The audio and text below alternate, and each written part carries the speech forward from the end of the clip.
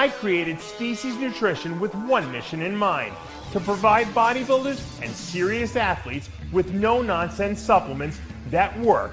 I put my name and reputation on every bottle of Species Nutrition products. If you want to be your absolute best, join the evolution.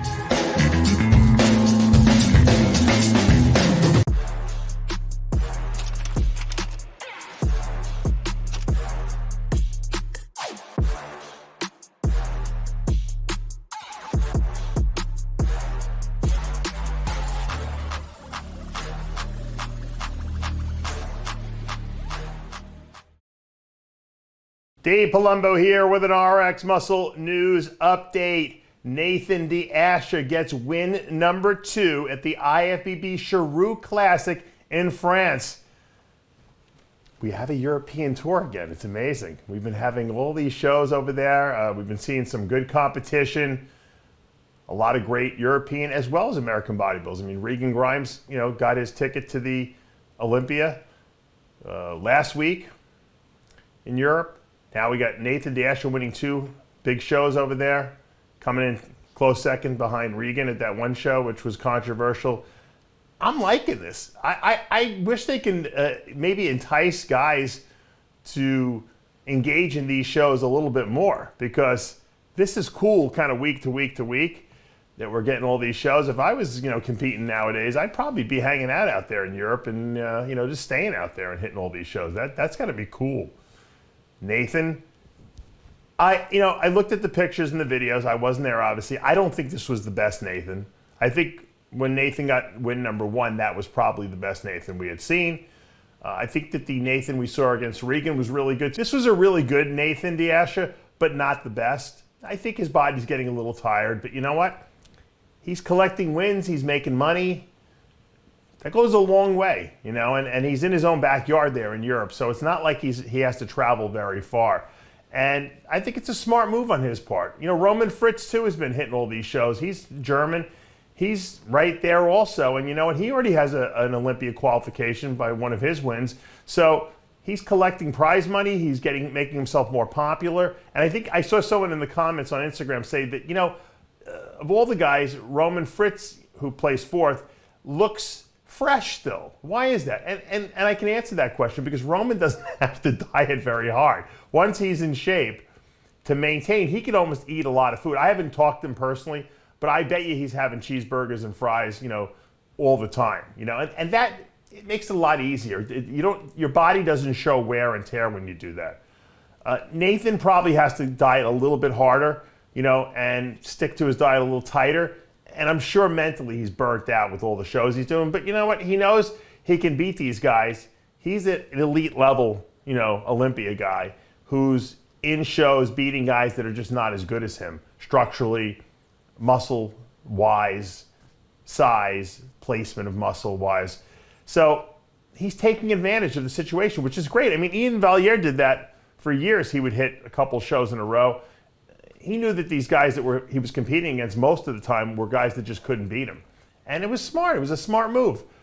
I take my hat off to Nathan. Great job. We're going to see you hopefully at the Olympia. You have the worst luck when it comes to the Olympia, but hopefully we see you at the Olympia. You got a little break in the action now. I don't know if I don't think he's going to come and do the Legion Sports Fest next week, which is in the United States. But I think it was a brilliant move on his part, and I hope he makes it to the Olympia. It looks great. That makes for an exciting show, and that's what this Sheru Classic was. Now, Theo Leguerre, who is a French bodybuilder, finishes in the 2nd position, and I think a lot of people thought it was controversial. Maybe he got a little bit of a boost because he is French, and it was in his own backyard there. I don't agree with that. I like this guy for the last 3 years. I've seen him compete, and he's got really nice lines. I mean, in terms of structure, he probably was right there next to Nathan De Asha, structurally speaking. I mean, if you look at his poses, he knows how to execute them properly. He knows the mandatories. His waist is always tight. He's a details guy, and he's gotten a lot better, I think, over the last 2 years. People thought Tim Budesheim from Germany, who had to finish in 3rd, should have maybe had the 2nd position here. He definitely has a lot of muscle, Tim. I like his physique because I'm all about the freaky muscle mass, ripped conditioning. But structurally, he's not really as good as Theo. And at the end of the day, Theo was good, and he was in condition. So structure trumps freakiness in these pro shows. That's just the way it goes. I'm sure, I haven't looked at the scorecards. I don't even know if they're up yet, but I'm sure it was close between those two guys, and it might have flip-flopped a little bit.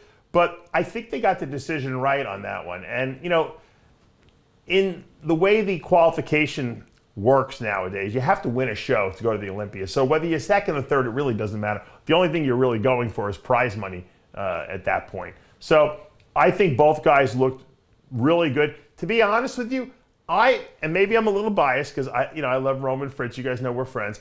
I thought Roman Fritz, who finished fourth, should have been in the second position. I thought he had everything he needed. I thought he was as big as these guys. His shape was good. His conditioning was excellent. His posing is always good. I would have had him second here, but I wasn't there sitting in that first row. So maybe I'm just missing something looking at videos and pictures. But I really liked the way Roman looked, and I think if Roman can keep his body looking as fresh as it has, and I'm sure he will, he's going to do well at the Olympia. He's going to have his best Olympia ever. And so, in essence, he made some prize money. He's become more popular. I've already told you the story about he's working on a double hip replacement. Not a double, but he had one hip done twice. And his legs are never looked as good as they have looked right now. And so that's a testament to how hard Roman works. And I think if you had to say there was a disappointment, Alfred Chiriac was fifth place here. And a lot of people thought that this guy was going to come in and maybe win this show. Because if you look at his Instagram, he's got some freaky pictures on there. And I don't know if they're putting filters on these pictures. Chris Aceto would say, yes, everything's filtered on Instagram. But the guy does look really good on Instagram. But I think he might have come in a little flat here. And, that's a mistake a lot of guys make, especially guys that are just kind of, getting into it. You want to come in shredded to the bone, right? But sometimes when you're big and full, you're already shredded to the bone, and then you over-dehydrate, and then you try to compensate with over-carbing, and you can't catch up. Once you've taken too much fluid out of the muscle, it's impossible to get it back in.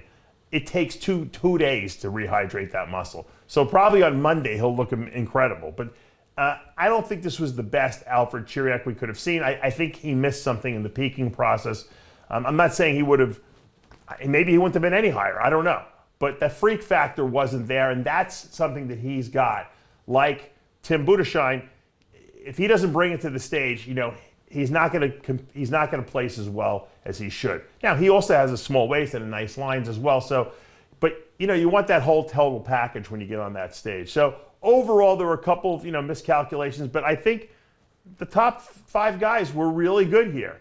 And for a show that's kind of like toward the end of the season and is in Europe, I think that the fans got everything that they paid for. Sheru did a great job putting on the show, as he always does. And we're going to see Nathan De Asha, hopefully do some real damage at the Olympia. He's obviously shown he can consistently peak his body. He's got a very dominant physique with insane genetics. And I'm excited to see what he's going to look like on the stage. Congratulations to all the guys. Chris Aceto and I will do a full wrap-up on Heavy Muscle Radio live on Sunday night, 10 o'clock, 9:30, 10 o'clock Eastern Standard Time. As we always do, for now, I'm Dave Palumbo with an RX Muscle News Update.